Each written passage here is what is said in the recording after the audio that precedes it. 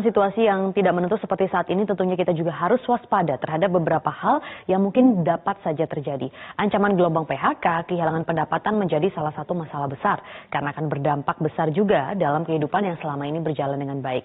Jika tidak siap, hal ini bisa merusak segala yang sudah diperhitungkan. Bagaimana supaya kita dapat bertahan di masa krisis ini, bagaimana kita menghadapi masa krisis ini dengan mental yang juga kuat? Seperti apa yang harus kita siapkan? Kita akan langsung ngobrol bersama Mary Riana yang sudah bergabung melalui sambungan Skype di sini. Selamat pagi Miss Mary, apa kabar? Hai, pagi Maria. Kabar baik.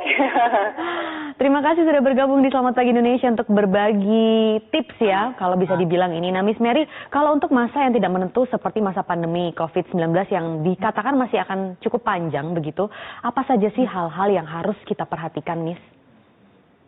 Iya, jadi ada beberapa hal ya, tapi yang paling penting sebenarnya dari mental dan mindset kita itu yang paling modal utama menurut saya. Jadi kita harus beradaptasi, kita harus sadar dan percaya bahwa kita tuh punya kekuatan untuk bisa melewati masa krisis ini. Jadi kalau kita aja nggak optimis, kalau kita aja nggak yakin kita bisa melewati masa-masa ini, itu akan lagi dalam hidup ini. Nah, tapi yang paling penting juga ya kita harus bisa mengelola emosi kita, mengelola keuangan kita juga penting, ya kan, dan mengelola ego kita. Jadi mungkin itu 3 hal yang penting ya untuk dikelola khususnya di masa-masa krisis seperti sekarang ini.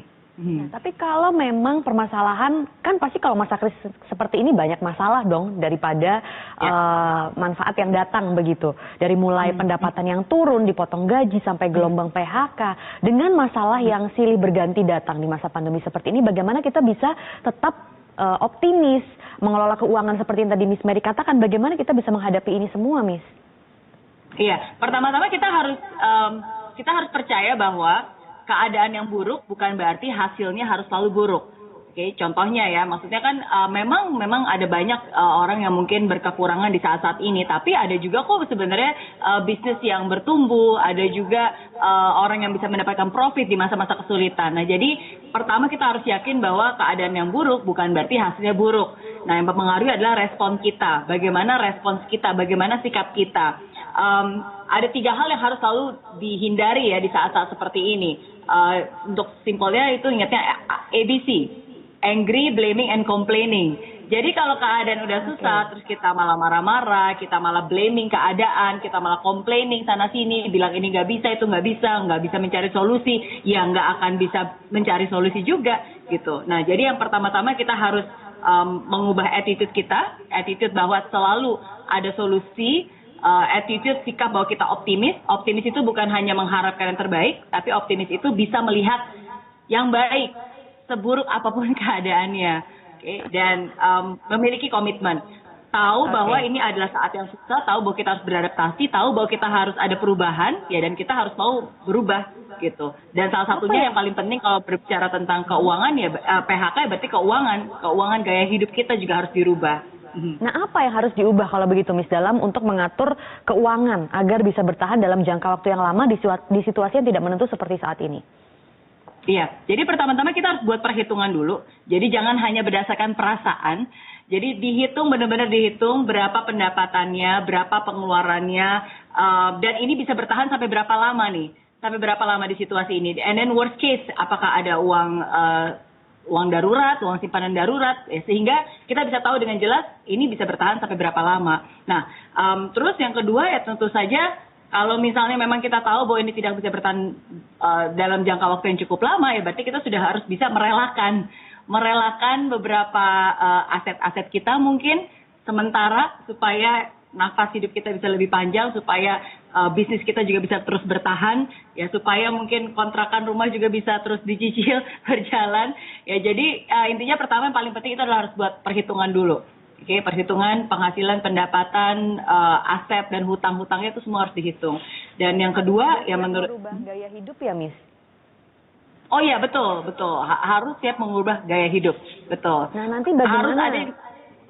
Bagaimana nanti kita bisa mengubah gaya hidup yang bisa sesuai dengan keadaan seperti saat ini? Tapi mungkin bisa dijawab nanti ya, Miss, karena kita harus jeda komersial terlebih dahulu. Jadi pemirsa jangan kemana-mana, tetaplah di Selamat Pagi Indonesia.